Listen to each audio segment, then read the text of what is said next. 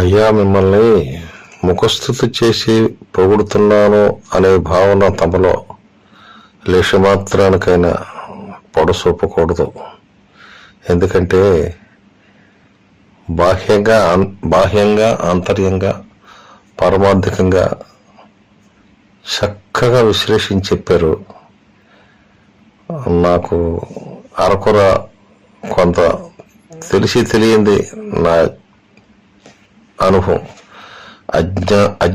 అజ్ఞాన తిమిరాంధస్య జ్ఞానాంజన శలాకాయ అని 1967లో హై స్కూల్లో శ్లోకం చెప్పేవారు ప్రార్థన ప్రేయర్ టైంలో.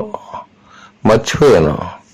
అసతోమా సద్గమయ తమసోమా జ్యోతిర్గమయ మృత్యోర్మా అమృతంగమయ అనే నానుడి ఉంది కదండి. కానీ అంత చక్కగా విశ్లేషించి స్వానుభవంతో మీరు